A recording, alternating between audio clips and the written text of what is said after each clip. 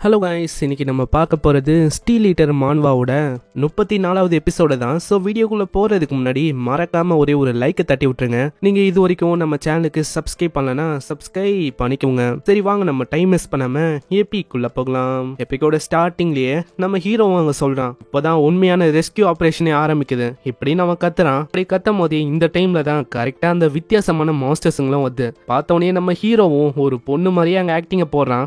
இன்னமும் நம்ம ஆளுங்களுக்கு தெரியல மாதிரி நம்ம ஹீரோவோட பிளான் வந்து ஒர்க் ஆகுமான்னு. ஏன்னா இப்பயே அவங்கள பிடிச்சிடலாமா இப்படின்னு அவங்க யோசனை இருக்காங்க. அந்த இடத்துல நம்ம ஹீரோவா பொண்ணு மாதிரி அங்க ஆக்டிங்க போட்டு இருக்கான். பார்த்தோன்னே அந்த வித்தியாசமான மாஸ்டருங்களும் யோசிக்குதுங்க, ஆமா என்னடா மூஞ்சி இது, இதெல்லாம் வியாபாரமே ஆகுது. இந்த சைடு நம்ம ஹீரோவும் அங்க ஆல்ரெடி சொல்லியிருப்பான், என்னை பத்திலாம் கவலைப்படாதீங்க, நான் வந்து போறேன்ல, நான் வந்து போனக்கப்புறம் செப்பரேட்டா நீங்க மெயின் யூனிட்டை கொண்டு வாங்கன்னு சொல்லியிருப்பான். அதுக்காக அவங்க வெயிட் பண்ண இருக்காங்க. அங்க ஒரு மாஸ்டரும் என்னடா மூஞ்சி இதுன்னு சொல்லியிருக்கோம்ல, அதுக்காக நம்ம ஹீரோவோட மூஞ்ச பார்த்தோன்னே வாந்தியாவது. அந்த அளவுக்கு நம்ம ஹீரோவோட மூஞ்சி கேவலமா இருக்கு. முன்னாடி இருக்க மாஸ்டருக்கும் அங்க வேற வழி தெரியல, என்ன பண்றது, இன்னைக்கு இதை கொண்டுதான் போய் ஆகணும் போல இப்படின்னு வேற வழி இல்லாம நம்ம லீயே அதுங்க கொண்டு போகுதுங்க. அட இது போதுமே, அவங்க வந்து நம்பிட்டாங்கன்னு நினைக்கிறேன். இப்போ நம்ம பின்னாடியே ஃபாலோ பண்ணா எல்லா விஷயமும் மாறி போயிடும். இதுக்கு மேல நம்ம அந்த இடத்துக்கு போற மாதிரி இருக்கும். ஆனா ஒரு விஷயம், அந்த இடத்துல பிளேயர்ஸோட எந்த விதமான எபிலிட்டிஸையும் அவங்க பயன்படுத்த முடியாது. பிளேயர்ஸோட ஹெல்லுன்னே அதை சொல்றாங்க. அதுதான் அந்த பிளாக் மேஜிக் ஆர்கனைசேஷனோட அந்த இடம். ரெஸ்கியூ ஆபரேஷன் ஆரம்பிச்ச உடனே நம்ம வந்து உள்ள இறங்கணும் அப்படின்னு இவங்க ஒரு பிளானை போடுறாங்க. இந்த சைடு ஹீரோவை ஒரு பிரிசன் மாதிரி ஒரு எத்துல தூக்கி அடிக்கிறாங்க. நம்ம லீக்கு அவங்க புரியல, ஆமா இந்த மாதிரி நான் எங்க இருக்கேன் பிறந்தா அவனுக்கு புரியுது. அவனோட கையை இவங்க கட்டி போட்டிருக்காங்க. கிட்ட இந்த இன்வென்டரி பேக் அதையும் காணும். அதனால ஆளு ரொம்ப கஷ்டத்துல மாட்டிக்கிறான். ஏன்னா கையில கட்டி போட்டிருக்காங்களே, அதனாலேயே இவனோட எபிலிட்டிஸ் எதையும் பயன்படுத்த முடியாது. இடத்த தான் இந்த கிரிமினல் எல்லாம் அடைச்சு வைக்கிற ஒரு இடம்னு சொல்லுவாங்க. இடத்த சுத்தி ஒரு மிகப்பெரிய பேரியரும் இருக்கு. ஆமா நம்ம வந்து இந்த இடத்துக்கா நம்ம உள்ள போகணும். ஆமா ஆமா நீ வந்து கவலையே படாத, லீ சர்ஜென்ட் வந்து உள்ள போயிருக்காருல, அதனால கண்டிப்பா அவர்கிட்ட ஏதாச்சும் ஒரு பிளான் இருக்கும் நம்ம சிச்சுவேஷனை கண்டிப்பா திருப்பி போறதுக்கு. ஆமா ஆமா நீ சொல்றது உண்மைதான். ஆனா ஒரு விஷயம், இந்த பேரியர் இருக்கிற வரைக்கும் நம்மளால அதுக்குள்ள போக முடியாது. இதனால வேற வழி இல்லாம அங்க ஸ்னேப்பிங் பண்ணீங்கன்னு யோசிக்கிறாங்க. கண்டிப்பா லீ கிட்ட ஏதாச்சும் பேக்கப் பிளான் இருக்கதான் செய்யும். நான் உண்மையை சொன்னா நம்ம லீ கிட்ட அங்க பிளானே இல்ல. நம்ம லீயோட கையில மாட்டிருக்க அந்த விஷயம், அதனால எபிலிட்டிஸ் தான் பயன்படுத்த முடியல. அதுக்கும் மேல அவன் வச்சிருந்த அந்த பேக் அதையும் படுப்பாவீங்க கொண்டு போயிட்டாங்க. அதனால ஆளு வசமா மாட்டிக்கினா அங்க என்ன பண்ணணும் தெரியல. வெளியில சில பல ஆளுங்க அங்க வந்து கத்தின்னு இருக்காங்க, தடியா இருக்கவனே சீக்கிரம் வா. நாம கண்டுக்கவே இல்ல. ஏய் அவன் கிட்ட பேசாத, எப்போ இங்க வந்தானோ அப்பத்துல இருந்தே அப்படிதான் ஒரு மாதிரி கம்முனே உட்கார்ந்து இருப்பான். இதுக்கும் மேல அவன் கூட பேசாம இருக்கதே நல்ல விஷயமா இருக்கும். இவங்க எல்லாருமே இந்த பிரிசன்ல இருக்க ஒரு குற்றவாளி தான். உங்ககிட்ட பிளாக் ஆர்கனைசேஷன் ஆளுங்க ஒரு டீல போட்டிருப்பாங்க. அப்படி நீங்க ஒண்டி நாங்க சொன்னதை கரெக்டா பண்ணீங்கன்னா உங்களால இந்த பிரிசன்ல இருந்து தப்பிக்க முடியும். அது கூடவே உங்களுக்கு புது ஐடென்டிட்டிஸும் கிடைக்கும். அதனால நம்ம அதை பண்ணாலே போதும், நம்மளால நிம்மதியா வெளியில போக முடியும். ஆமா ஆமா நம்ம அதையே பண்ணலாம். புதுசா ஒரு 2 பொண்ணுங்க வந்திருப்பாங்களா, அதுங்க கிட்ட அவன் போறான். அதான் இன்னைக்கான வேலையை நம்ம சீக்கிரமா முடிக்கணும்னு நினைக்கிறேன். சீக்கிரம் அந்த பொண்ணுங்களை பொடிங்கள இப்படின்னு சொல்லி அவங்க எல்லாரையுமே கொண்டு போறாங்க. ஆனா ஒரு சைடு அங்க இருக்கிற ஒரு பையனுக்கு டவுட் வருது, எல்லாரையுமே எதுக்கு கொண்டு வரணும், இவங்கள வச்சு என்ன பண்ண போறாங்க, இவங்க வந்து ஒரு தலைவலியா தான் எங்களுக்கு இருக்காங்களே, போதும் போதும் பேசுறத நிறுத்து, வரியா நம்மளுக்கு ரொம்ப டைம் ஆகுது. ஆமா நீ உன்னையே என்ன பாஸ் நினைக்கிறியா, நீ ஒன்னும் பாஸ் எல்லாம் இல்ல. அப்படியா, அப்பனா நான் யாருன்னு உனக்கு காட்டணுமோ. அவனோட பவரை லைட்டா காட்டுறான். இதுக்கே அங்க பயந்து போயிடறான். யாருன்னு தெரியுதா, நம்ம ஹீரோ கூட ஸ்டார்டிங்ல ஒருத்தன் சண்டை போட்டிருப்பான்ல, அதாங்க வன்சோலு. நம்ம ஹீரோவை கூட ஸ்டார்டிங்ல பயங்கரமா புலி பண்ணிருப்பானே, அந்த பையன் தான். அவனோட கால்ல வித்தியாசமான ஒரு பவரும் இருக்கும். அந்த பவரை காட்டோனே அவன் ரொம்ப பயந்து போயிடறான். பேச்சு புரியுதா, இந்த மாதிரி வாயை முட்டு நான் சொல்றத உண்டி பண்ணு. போற வழியில வன்சோல் ஒரு பொண்ணு பாக்குறான். அதை பார்த்தோன்னே நம்ம ஹீரோவும் எழுதுக்கிறான். அட என்ன இது, ஜாம்பிகளுக்கு டேஸ்ட்னு ஒண்ணு இருக்கவே இருக்காது போல. நான் இது இந்த அளவுக்கு கேவலமா இருக்கு, இத போய் இவங்க கொண்டு வந்து வச்சிருக்காங்க.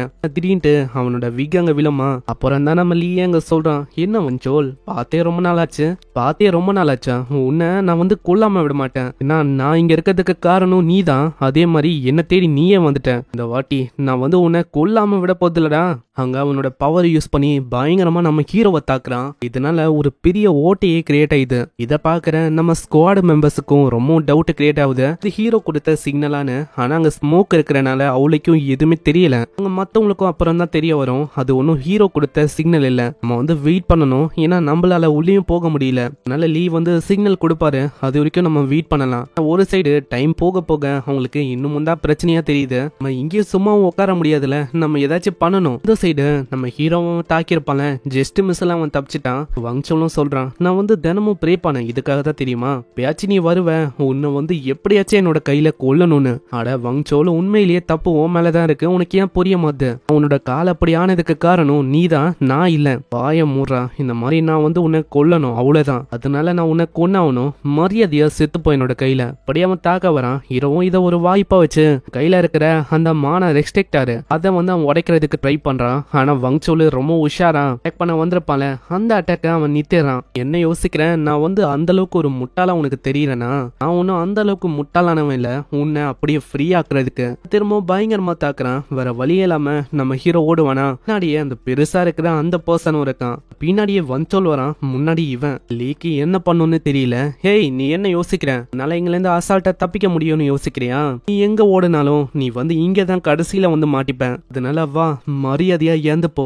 சொல்லி வாய மூடுறதுக்குள்ள ஒரு பயங்கரமான பஞ்ச் அவனோட மூஞ்சில விழுது. இதை பண்ணதும் அந்த பெருசா இருக்கிற அந்த பர்சன் தான். பாக்குற லீக்கு புரியல, அங்க லீயும் நல்லா பார்க்கும் போதா தெரியுது வேற யாரும் இல்ல, நம்ம லீ வங்சுக்கு தான். நம்ம ஹீரோவை கூட ஸ்டார்டிங்ல புலி பண்ணிருப்பான், அதுக்கப்புறம் ஃப்ரெண்ட் ஆயிருப்பானே அதே பையன் தான். அவன் இறந்து போனக்கு அப்புறம் ஒரு வேம்பையராவே மாறிட்டான். இந்த சைடு ஒரு வித்தியாசமான ரிச்சுவல காட்டுறாங்க. அங்க ஆல்ரெடி சில பல பொண்ணுங்களா அவங்க பிடிச்சிட்டு இருக்காங்களே, அவங்க எல்லார வச்சு அவங்க ரிச்சுவல பண்ணிட்டாங்க. அங்க புதுசா இன்னொரு பொண்ணையும் அவங்க விக்கிறாங்க. உங்களோட பிரேயர் உங்களோட காதுக்கு விழும்னு நினைக்கிறேன், ப்ளீஸ் அந்த கீயை வச்சு எங்களை கைட் பண்ணுங்க, எங்களுக்கு அந்த எட்டர்னல் லைஃப கொடுங்க அப்படின்னு ஒருத்தங்களும் அந்த இடத்துல வித்தியாசமான ஒரு ரிச்சுவல பண்ணிருக்காங்க. அப்படி அந்த ரிச்சுவலும் ஆரம்பிச்ச அடுத்த செகண்டே பொண்ணோட உடம்புல இருந்து ஒரு வித்தியாசமான ரெட் கலர் ஆறாவது.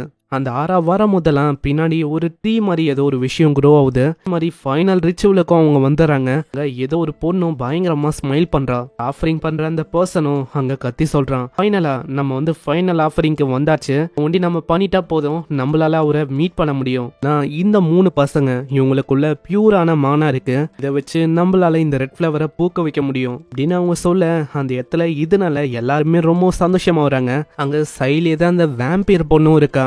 சொன்னா இந்த பிளட் எல்லாத்தையுமே அவங்க வேஸ்ட் பண்ணிருக்காங்க. இதனால்தான் இந்த மாதிரி ஒரு கல்ட்டு கும்பல எனக்கு சுத்தமா பிடிக்காது. அங்க சைட்ல இன்னொரு பொண்ணு இருக்கா, அங்க பயங்கரமா ஸ்மைல் பண்ணல, அது இவதான். அவ்வளவுதான், இந்த மாதிரி டைம் வந்துருச்சுன்னு நினைக்கிறேன். இந்த ஃபிளவரும் பூக்க போகுது. அது பூக்குற முன்னாடி கல்ட்டு கும்பலே நீங்களும் ஒரு முக்கியமான விஷயத்த பண்ணணும். இந்த சைடு நம்ம ஹீரோக்கு இப்பதான் தெரிய வருது, அது நம்ம வன்சுக்குன்னு. இப்படி இவன் ஆச்சரியமாவதோட இங்கேயே இந்த எபிசோட முடியுது. ஸோ பார்க்கலாம் என்ன ஆகும்னு. ஏன்னா வன்சுக்கு இங்க இருக்கான், வன்சுக்கால நம்ம ஹீரோ வலைங்கலேருந்து தப்பிக்க முடியுமா இந்த கல்ட்டு கும்பல்? அவங்க வந்து இங்க என்னதான் பண்ண இருக்காங்க, இது எல்லாத்தையுமே நம்ம நெக்ஸ்ட் எபிசோட்ல பார்க்கலாம். வீடியோ பிடிச்சிருக்கும்னு நினைக்கிறேன். பிடிச்சிருந்தா மறக்காம ஒரே ஒரு லைக் ஒண்டி போட்டுருங்க. நீங்க இது வரைக்கும் நம்ம சேனலுக்கு சப்ஸ்கிரைப் பண்ணலையா, சப்ஸ்கிரைப் பண்ணிக்கோங்க.